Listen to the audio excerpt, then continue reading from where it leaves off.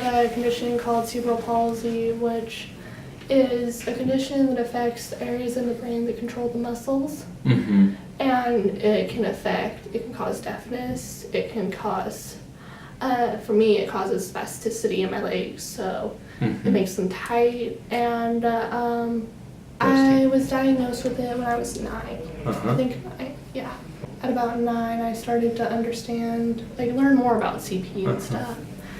And I remember my mom telling me that it got to the point where I didn't want to go to school, and I loved school. I'm extremely independent and everything. Yeah. If someone asks me, do you need help, I will tell them no, and Yeah. I will push through the pain, Yeah. and I'll push Yeah. through everything and stuff. Mm-hmm. And our school is so huge that I was exhausted in the wheelchair to get from the 2 farthest points in the school. It was exhausting. And this one girl, she was helping me in the wheelchair because we had the same class. And she goes to our friends, yeah, I'm helping a cripple. And to me, the word cripple, it's like being slapped in the face. Yeah. Yeah. And I said, don't do that. Stop calling me that. And she did it 2 more times, joking and stuff. And I realized that if she said it 1 more time, that I was going to push myself down the breezeway. I didn't want her help and stuff. Right. Right. I warned her twice, 1 more time, and I was just done. Once I got back on crutches finally, at Douglas, it's hard. You can't walk through the hallways and not brush past. Yeah, not accidentally brush by someone. Mm-hmm. And I just barely brushed past this one girl. And she goes, look at that little girl, because she's on crutches, she thinks she can shove me out of the way. And I turned on my heel and I just went off on her. I was so furious, and I think she called me a cripple, and that was the first time I realized that one word, like I said, it's like being slapped in the face to me. And like one of my favorite teachers, he'd call me gimpy, and I was totally fine with that. Like any other word, I'll just laugh it off, but that was the one word. And my best friend, she was gonna walk up to say hi to me when the girl called me cripple and stuff, and my best friend walked away because I've never done anything like that. I've never yelled out at school. Like, it's rare that I get that angry and everything. And my parents have always taught me, don't let your CP hold you back. Don't use it as a crutch. Yeah. And that's why it always irritates me when other people with disabilities, they use their condition as a crutch. And I'm like, why? You have a gift to be able to show people, look at what I can do. Yes. You might be normal, and I have to fight for your normally, what you call to be normal. Mm-hmm. But I've walked 1,000 more times than you have, and I've done a lot more than you have. Right. So it sounds like, with your experiences of feeling like you were teased, bullied, that you really asserted yourself. Yeah. Sometimes to an extreme, but my guess is probably you held back a lot until you got to that. Yeah, I really hold back a lot. What do you think about that now that you graduated? And I'm not sure. I think that... Any other ways you would have handled it? Or? I don't know, just because generally when I assert myself like that, it even catches me off guard. I mean, I don't even realize that I do it until I've done it. Yeah. And stuff. In junior year, there were this one girl, I don't know why, she just had this thing against me. She didn't like me at all, and it made it really difficult in class and stuff. Mm-hmm. But the teacher, I got the sense that because I wore frumpy clothes, she kind of said, oh, I don't like this girl and stuff. And she picked her favorites and everything.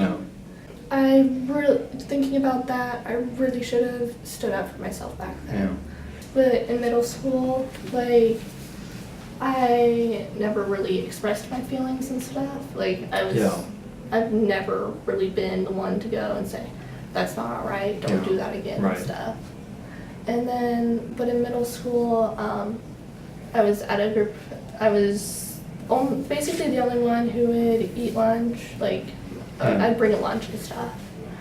And so I was saving this table for my friends and stuff, and this one girl comes and goes, could I sit here with a few of my friends? And I was like, yeah, no problem. And then sure enough, my group of friends and we got pushed from the table.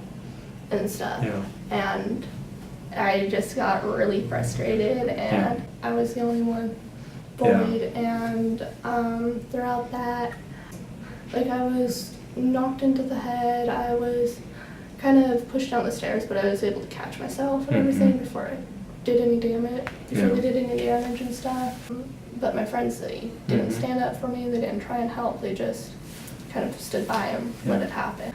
Generally, when I find like one person, I'll just kind of cling to them and stuff. And because of that, they were trying to go their own separate way, but I was just kind of following them along. In 6th grade, I started to become depressed and everything, and slightly, I don't want to say suicidal because I thought about killing myself, but I never actually tried to slit my wrists or anything like that and stuff. And I would just often wonder, what's wrong with me? Why does nobody want to hang out with me? And I remember in 8th grade, one of them who knew me throughout, since we were 3, she goes, nobody likes you because you have CP. But I didn't really tell anybody else that I had CP, so I'm like, okay, why don't I don't think I would tell someone to stick with those people who kind of want to hang out with you, and just, if there's nobody like that, just kind of hop around from person to person until you find that group of people where you click well with and stuff. With the bullying, tell your parents, tell your teachers, tell whoever will listen and everything. I think if they see bullying, they should definitely say something. And just, even if it's, hey, that's not alright, don't do it, just something, because I honestly think that students, they have a better voice than the teachers and stuff, because with the teachers, it's, oh yeah, I don't have to listen to you, oh yeah, I don't have to listen to you. But with the students, especially the quiet ones like me, when I say something, it's, okay, we'll listen. I believe we're going to be starting something to talk to school boards to let them know that the laws are changing. And they need to let the teachers know and make sure that the no bullying is actually being enforced, not with just flimsy little posters and everything. If you have a story and everything, and if you're willing to share it, you should share it, because it's nice to know when you find out that there's someone who's walked in your shoes, who's been in that same boat, who's fought generally the same struggles you have. And just to know that there's someone else, it really, really helps, and to know that you're not alone, because throughout everything I felt like I was alone. And then coming to Oregon Partnership and Lions for Life, and then coming to YAC, I realized I'm not alone. I've got 20 people to back me up. I've got really, really good friends and stuff. Thanks, Ashley. No problem. Thanks very much.